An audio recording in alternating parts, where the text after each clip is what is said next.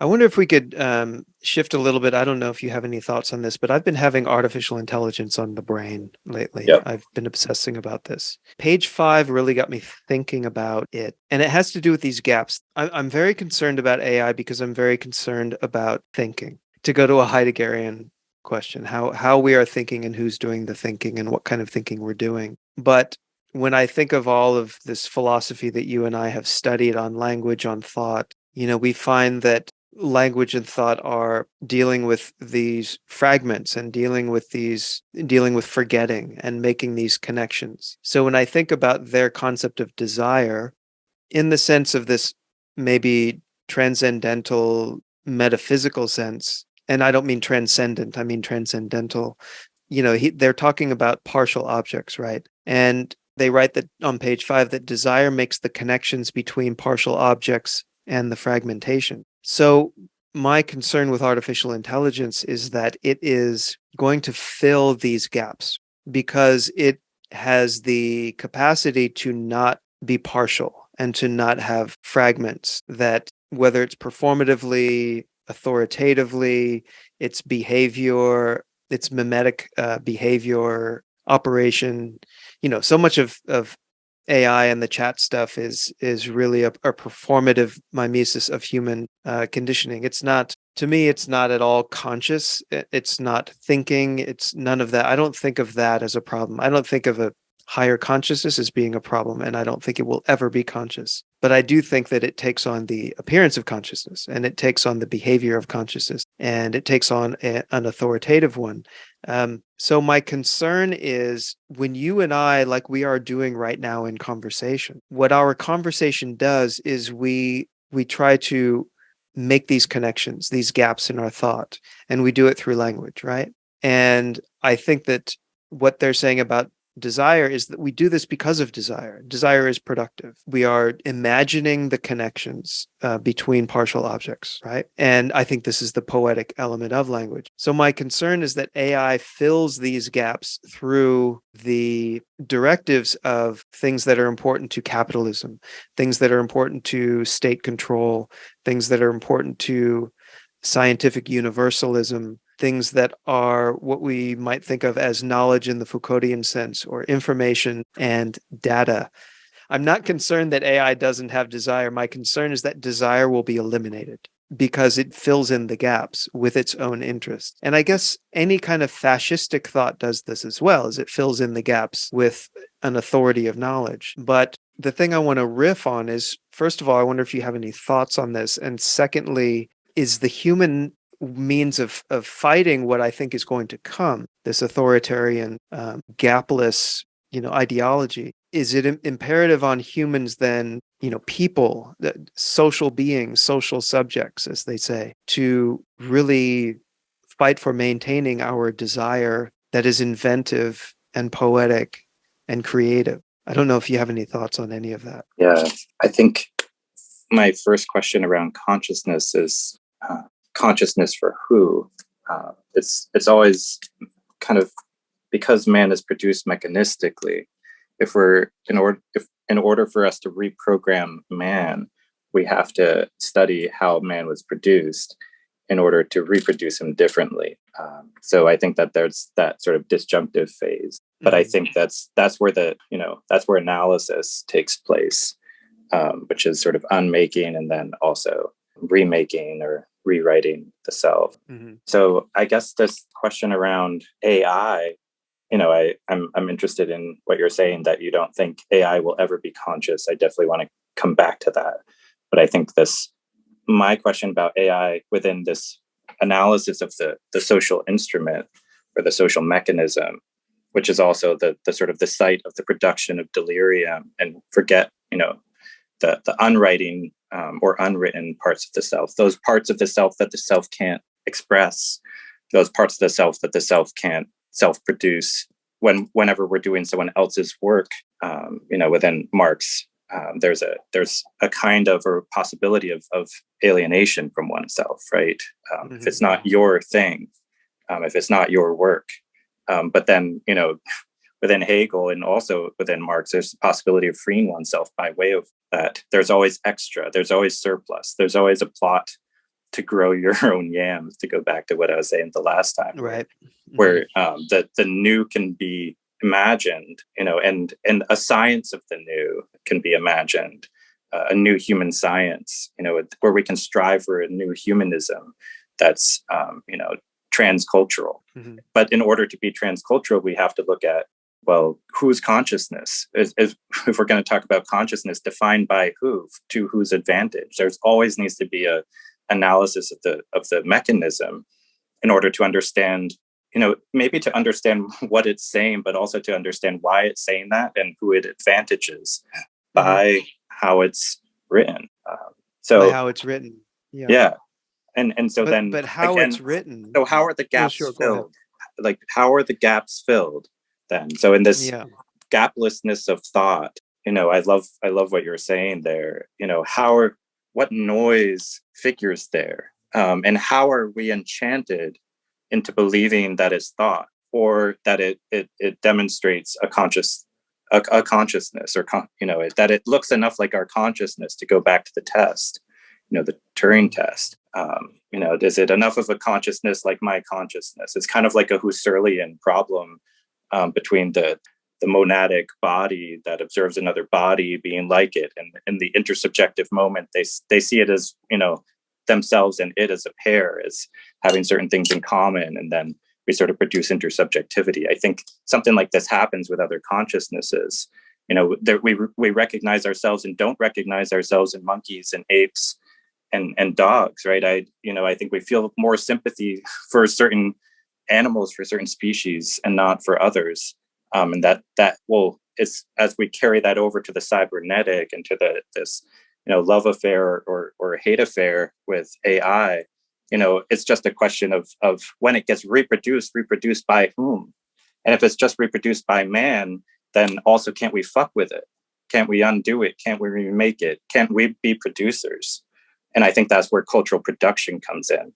If man, creates society, and then society creates man, that one of the ways by which that happens, or revolutionary possibility is introduced, is by way of cultural production, through music, through writing, through thought production, by filling the gap differently. But that also involves emptying the gap. And like teachers in humanities departments and English departments and anything in the social sciences even is terrified by AI, because it's going to that maybe their students will stop thinking that that's okay, and not being able to have an analysis of the gap.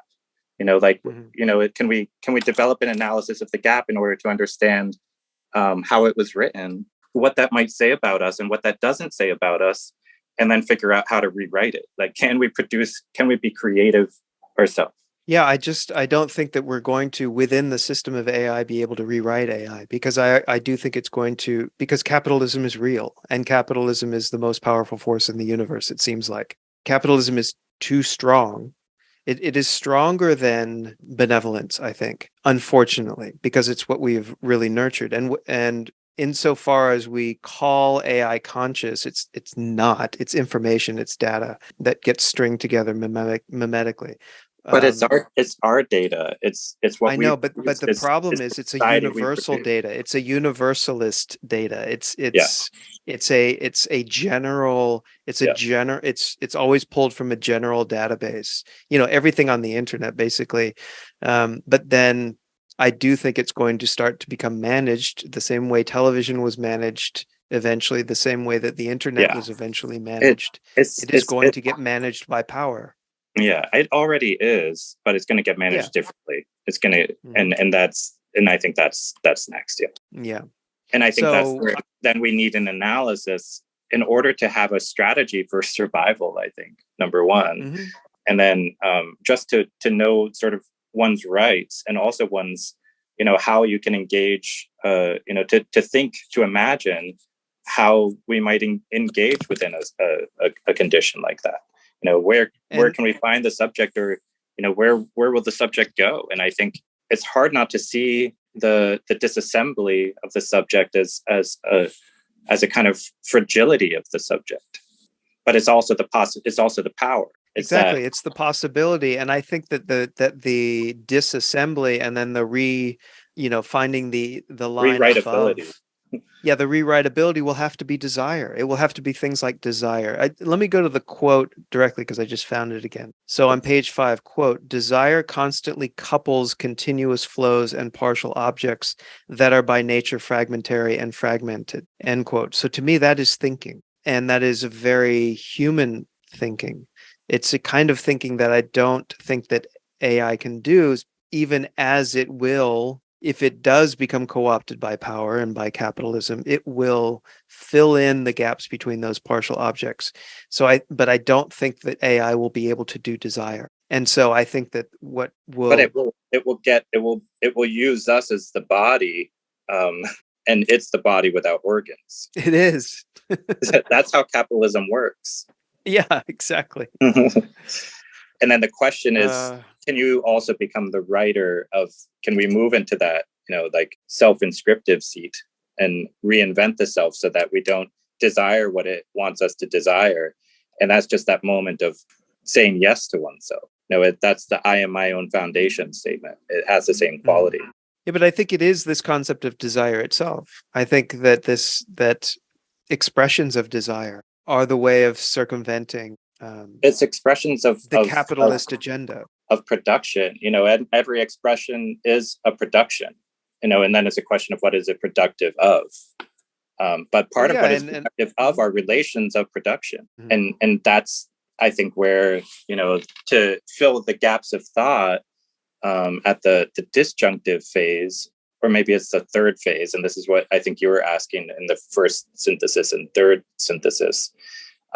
If it's looping back, or if there is a folding back, I think is there not this possibility of sort of rewriting and then being rewritten? But I think that filling the gap, I think that can happen by way of engaging in different relations with ourselves, with each other, with our partial objects. That everything we do is an expression of what we believe, sort of what ideology we uphold. It's all acts of the subject, then this is where I think they're kind of Sartrean. Man is what they do. Man is a verb. Man is a doing. Man is and as doings, these lightning flashes that we are, I think there's certain things that we do that define us. That might involve just never becoming conscious of your relation with the unconscious. Or it can mean that you do. And then you can be a writer, a code breaker, a hacker, but also not just someone who unmakes, but someone who makes. And I think that's the stage of cultural production that I'm talking about. What's getting made. Yeah. I think that AI can do the first synthesis, and I think it can do it very efficiently. It can't do the second and the third. Yeah. Yes, better than we can, exactly. And I don't think it can do the second and the third. Yeah. Yeah. And I think that's where desire comes in. Yeah, and I think that's where poiesis and the creative come in. But it's fighting production with production and doing that rather than negation. Yeah, the scene of that rather than reactionary. I'm sorry. These are acts, expressions of freedom. Maybe you don't get free within capitalism, as you're saying. Maybe capitalism has beat out benevolence, maybe maybe we see this but I want to get to the larger processes that they're talking about: territorialization, deterritorialization, and re-territorialization. Because I think I think the creative and the cultural production happen at the phase of happen at the stage of deterritorialization, but then they get re-territorialized as soon as they produce their own production. Whatever gets produced itself becomes a territorialization. I think for the subject becomes kind of a weak subject here, I think. It's or a humble subject. That's because they're a disassembled subject, and also they're aware of how the self is made. So like if we talk about AI and how it threatens us today, and how capitalism is real, and it's the most powerful force in the universe. I don't disagree with any of that, but I think a question is like, okay, so then what do we do? Sure. And I think what I like about this is it gives an analysis for how we were made, how we make, in order to then bring us into this, this stage of production. where consciousness in the subject still has value. It's the value of making something new, really. Right. Not just something new, but the thinking which is thoughtful. It's thoughtful thinking, which I think is not just a freedom of form or a freedom of what's said. It's not just content, but it's the encoding, new content in its form. It's the highlight. It's the symmetry of art, and the way in which the inventive, the creative, brings in the new. It's an activation of a different set of objects, of partial objects, in concert with each other. So I think that there's a way in which it's synthetic at the first, in the first step. And maybe that's, again, what alone is what man can do better than machine, or better than program, or better than artificial intelligence. But, also AI is writing symphonies, and AI is writing novels and poems. Yeah, but it doesn't have desire. We have to reckon with that they're sometimes good. And then ask, what doesn't it have? And I guess I'm more interested in how it does have desire because of how it's been written than how it doesn't have desire. I feel like that it doesn't have desire is obvious. It also does somehow have desire written into it. No, I don't think so. I mean, it has desire in the sense of humans with desire made it, but it itself doesn't have desire. But what it is the program. It's the code. Well, it's not just the code. It's the lifting of code. It's the arrangement of code, and it's the output of code. Yeah. Right. It's the input-output system based on a database. I just don't think there's any desire there. But it's still like mimicking us, and we're interested in it mimicking us. It mimicking us in a way that's convincing. What we don't like to see is the artifice. Agree. And we want our delusion. But that's it. We want our fucking delusion back. Yeah, exactly. Right? That's what I'm saying. We want to be able to create our own gaps and use our own imagination. But that's going to be like what I'm basically saying is imagination is going to be pushed aside as unnecessary. I think we're going to find ourselves in a very necessary future where only that which is, because we've seen this with the demand for facts and the demand for information and the demand for more data, this kind of scientific way of expecting what is, the new virtue, if we want to go back to Nietzsche, the virtue that's being written is that of factual information and what is necessary and only what is necessary. And what is necessary is what is necessary for capitalism's continuance. So this is the terrifying future to me, that this just accelerates and accelerates. Funny, I feel like this is no different than like just coming to consciousness. It's the same, that how conscious, the crisis with AI is sort of feels parallel to the crisis of coming to consciousness itself. It's an awareness of how that positions us as subjects to it, this thing we have made, which is, the what we've been fearing for a long time, right? It's been as long as capitalism has been. This is what I've been saying. It's just the next iteration of capitalism. This is what I mean by capitalism wins. It evolves and changes better than human. Totally. And I think that's an acknowledgement we have to make at a certain exactly stage of coming to our own consciousness, of understanding the socius, understanding how society is produced, and understanding our place within that as we struggle to exist or persist ourselves, right? I think we do this thinking which is thoughtful within the condition of and the emergency of capitalism, right? In its late phase, right? I think if we're talking about capitalism, I think talking about where is it in its movement, and it's been spoken of as a late phase, and I think I don't buy into that at all. I think that's a bad way of late. I try to resist using the word late capitalism because we don't know.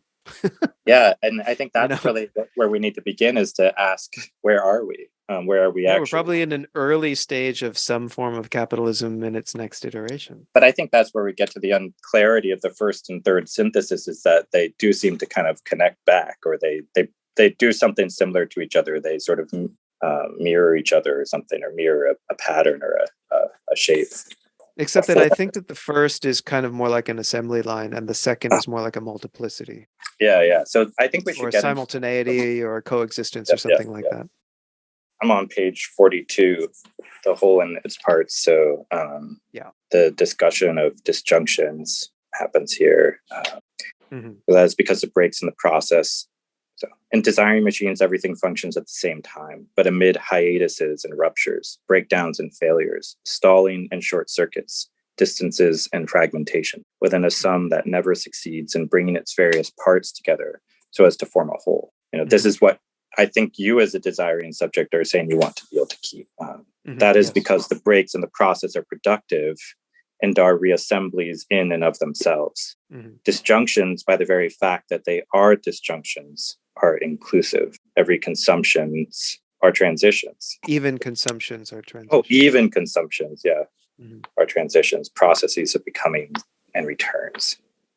Maurice Blanchot has found a way to pose the problem in the most rigorous terms, at the level of the literary machine, how to produce, how to think about fragments whose sole relationship is sheer difference. Fragments that are related to one another only in that each of them is different, without having recourse either to any of the original totality, not even one that has been lost, or to a subsequent totality that may not yet have come about. Yeah, I think this, like, moving into the literary machine, is like this sort of like the fragmentary right, or the fragmentary imperative is to write in the gap, not to fill it. And I think that's what I hear you saying is like the right you want to keep too, or to preserve in your relation to AI. Yeah.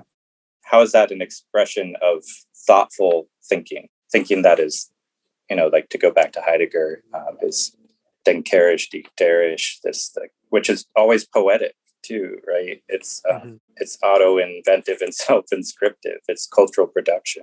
But thought can do that, and it also can appear to be doing that. And I think AI appears to be thinking, and we read it as thinking because we ourselves don't know how to think yet. To go back to this question of what is this thing called thinking? There's meditative modes and there's calculative modes. And I think AI is a calculative thinking. It's not poiesis. It's a different kind of thinking, but it appears, it seems, it's written on it's recorded, right? To use their language here, on the body in a way that seems like it's thinking, because we don't know ourselves yet. We can't read and see that is not us. Right. It's a mimic of us. It's mimicry of us. That's why it's scary. That's why people get scared and they dream up, monsters that are going to overtake us. Yeah. What we want is to be more asleep to it, to not know that it's doing it. It's kind of like a bad film, right? Like you see through it because you're like, oh, I could see them making it. I don't want to see the maker and the made.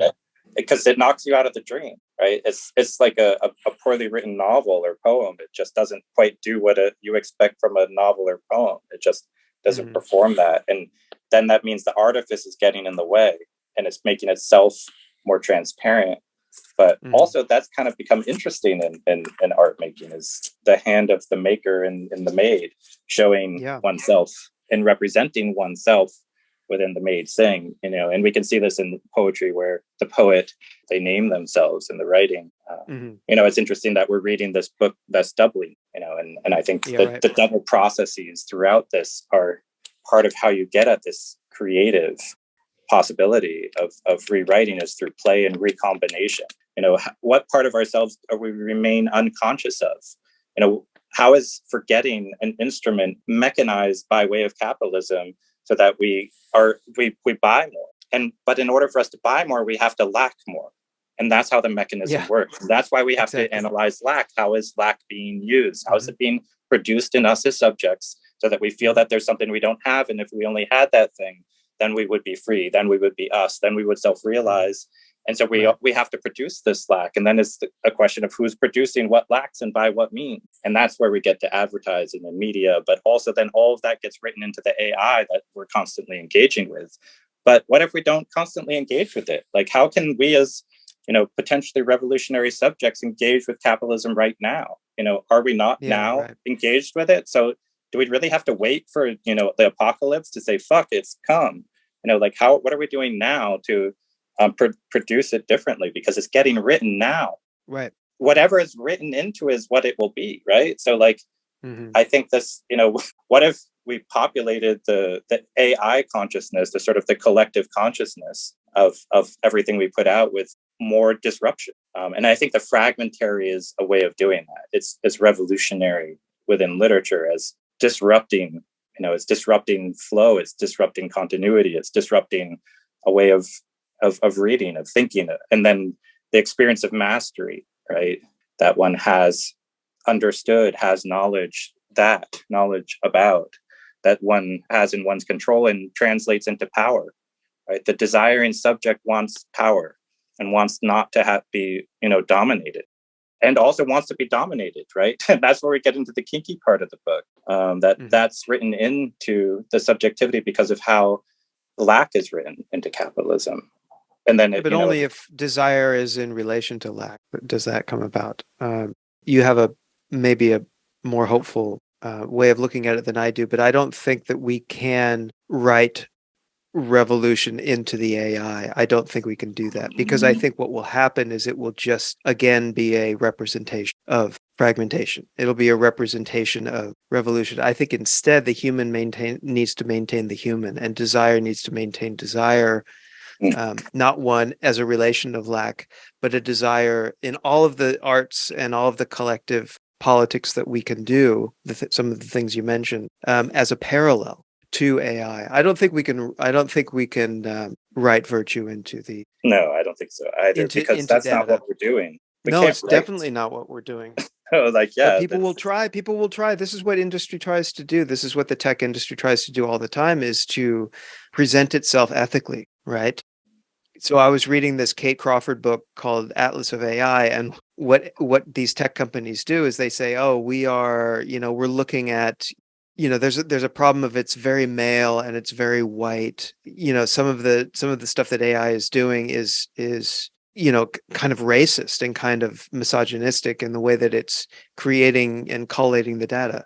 Well, AI is going to figure out how to fix that as a way of preventing revolution against. Do you see what I'm saying? Because capitalism's mechanism of virtue is so strong now. In order to do its horrors, it adopts some of the language and some of the slogans of progressive politics and equality and things like that. It actually subsumes that, it co-opts that, and brings it into its messaging in order to continue its horrors. And I think that AI will do this. So I don't think it's going to be able to handle virtue very well, because it's always going to be in service to capitalism. We need parallel expressions of human desire, human thought, human poiesis, human creativity. All right, let me read a passage. So this is from page 33. So getting into the okay. So let me jump through two passages. So capitalism is in fact born of the encounter of two sorts of flows: the decoded flows of production in the form of money capital, and the decoded flows of labor in the form of the free worker. I'm going to skip down a few passages. Capitalism tends toward a threshold of decoding that will destroy the socius in order to make it a body without organs. And this is kind of what we're fearing, right? And unleash the flows of desire on this body as a de-territorialized field. Is it correct to say that in this sense, schizophrenia is the product of the capitalist machine? And that's kind of why I'm saying its diagnosis of us is that we're schizophrenic. As manic depression and paranoia are the product of the despotic machine, and hysteria the product of the territorial machine. So what are we a product of, right? Like that's then they go into the decoding of flows and the deterritorialization of the socius. And that's, I think, kind of that stage that we're talking about, this a later stage, which is kind of like revolutionary, I think, but it's also just like reckoning with the malady of one's own era, and then moving in to the recoding or rechanneling. And I think then they go through their analysis of the pervert, the schizo, and the neurotic. Let me just read a couple more passages here on 34. Sure.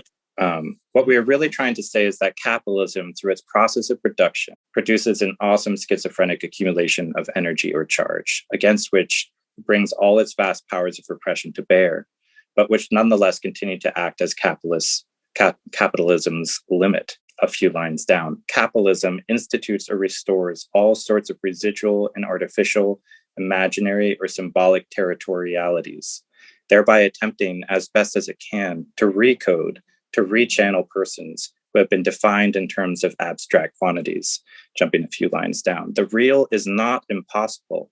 It is simply more and more artificial. Marx termed the twofold movement of the tendency to a falling rate of profit and the increase in the absolute quantity of surplus value, the law of the counteracted tendency. As a corollary of this law, there is the twofold movement of decoding or de-territorializing flows on the one hand, and their violent and artificial re-territorialization on the other. The more the capitalist machine de-territorializes, decoding and axiomizing flows in order to extract surplus value from them, the more its ancillary apparatuses, such as government bureaucracies and the forces of law and order, do their utmost to re-territorialize, absorbing in the process a larger and larger share of surplus value. And then it goes back into this analysis as they show up in the neurotic, the pervert, the schizo, and so on. We're looking at man and capitalism through a kind of from a historic point of view.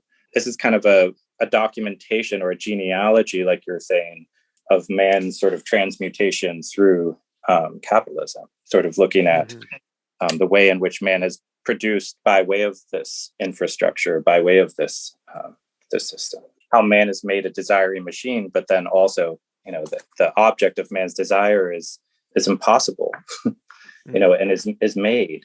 But I think then there's this question that I keep coming back to, which, if there's a site of hope, it's not really hope in the short term, it's hope in the long term. It's like looking and studying how revolutions have happened and looking at, the Haitian Revolution as an example. As Winter says, they spoke the language of the drum. The drum had had a code in it that was able to play out a kind of revolutionary counterpoint to France's colonization under Napoleon Bonaparte, right? Napoleon Bonaparte was against Toussaint de Louverture. Toussaint created, together with Dessalines and these other kind of Haitian heroes of revolution. Or we could look at, Cabral or other people in more contemporary examples. But like there is this possibility of sort of rewriting and that stage or phase of maroonage where slaves escape from plantations and then begin rewriting their how the self or how the socius will be sort of imagined. They rewrite man by way of creating new cultural production. Like that's part of how they do it. It's also growing their own food, and it's also writing their own myths. So man is phylogenetic, ontogenetic, and sociogenetic for Fanon. So there's a way in which in man's triadicity, we have to engage at the sociogenetic in our analysis, but then that moves us back into this possibility of rewriting the self. A speech act. I am my own foundation is a speech act. It's a liberating one. It gets coded, and then that code engages the self in its production and reproduction. So I guess we could ask ourselves, like, what is our unconscious telling us? What are we telling ourselves through our unconscious? And there we can find the way in which we've been produced, and then ask for who does that benefit? And that's the same grounds of our freedom from our subjectivity, or the way in which we've been written, is to really deal with our trauma and pain, and as much as we can to get back into the self-inscriptive, auto-invented seat. Mystically engaging in this miraculous, which is, it's the miraculous is at the first phase. It's when language is invented, we call it it's miraculous. I think that there's something that happens at that poetic instantiation of a thing getting said, getting made, being done, which releases or activates a historic moment, a social body, an individual. And by way of those forces and intensities, we can create a sense of the social self, the social body. We can work together to actually start producing new patterns of behavior, new modes of production, new productions of the self. We're doing it now. We're just perpetuating what has been done. The point of like Fanon's Black Skin, White Mass is to move into this phase of introducing invention into life. How can we be thoughtful? is to keep thinking and to think about what we're thinking and to think about the infrastructure so we can think about how that produces superstructure. And if we want to change superstructure, we have to think our way back to infrastructure in order to understand how fascism produces racism. I mean, how we are involved in that, in our institutions, in our daily engagements with ourselves and others and the earth. Right.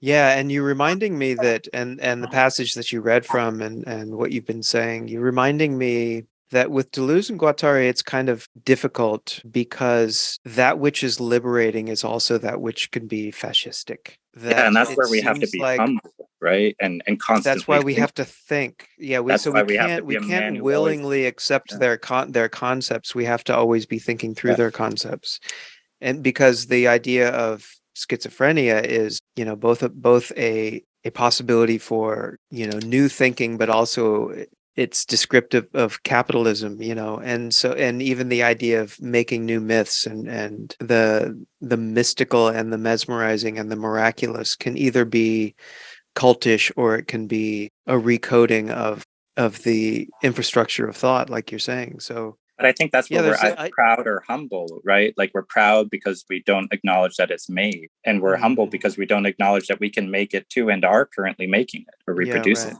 in every moment, whatever. Yeah, we're ongoingly, even right here, producing something, and then a question is like, what is that? And I think part of it, what knowledge is produced in conversations like this, is I think attention to the modes of production. And how those engage the critical and the creative principles or processes or stages or phases, whatever, of production. But I think we have an orientation towards a sort of desire to be free, and also then that an acknowledgement that in order to be free, it has to be by way of something. This rather than a freedom from, which is sort of negative, a freedom to, which is sort of positive, a kind of affirmation towards something, which I think the creative does. That's what the creative's all about. Yeah. It's not that the other isn't necessary. I think that the critical is. That's another phase or stage. We need to do that, but in order to do this other thing. And I think the question is like, how will we use AI to do that which we do not wish to do, which is how we've used slaves, which is how we use help, or how we use workers in order to produce. So again, like, what don't we want to produce? What work do we not want to do? When is work labor?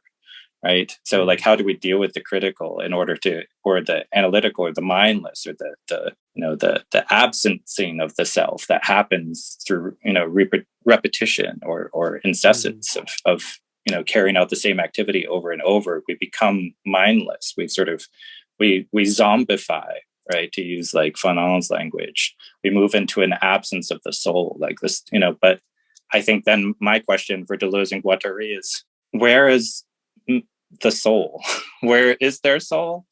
Or is soul always going to be the mystic, only possible because of the mystical? Is it like the soul right at the threshold of this work? Like what of the spirit? And I think consciousness figures, and I think there's other kinds of hauntings of this work, but I think it's part of what, we're looking at the world through a very mechanistic, through very mechanistic lens. We're looking at man as an, instrument, in a state of instrumentalization, and man instrumentalizing man and the world, and creating surplus value by way of the processes. So I think that I don't blame them for not having it, but there's less soul in this than there is in Marx.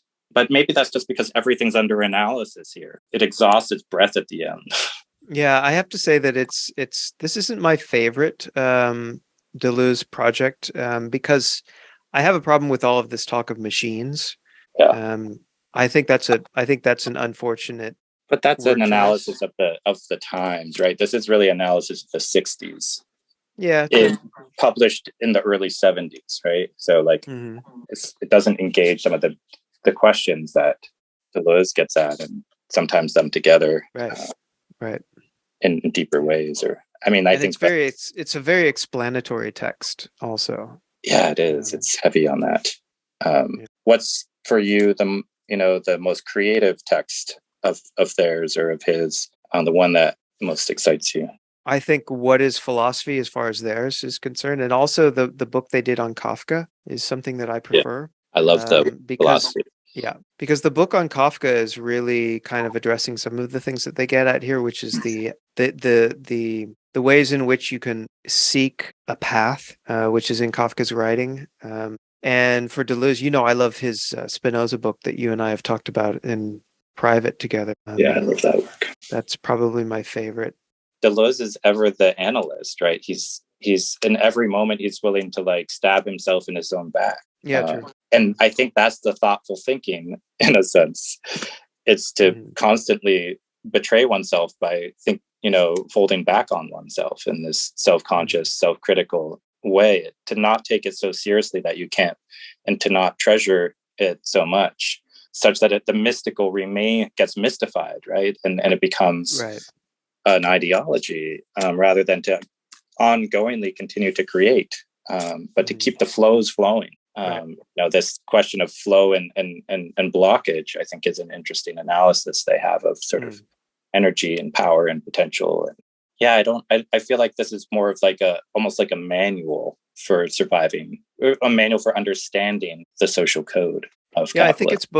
I think it's both diagnostic, as the translator in the introductory chapter says. So there's a diagnostic element and there's also a kind of a call to action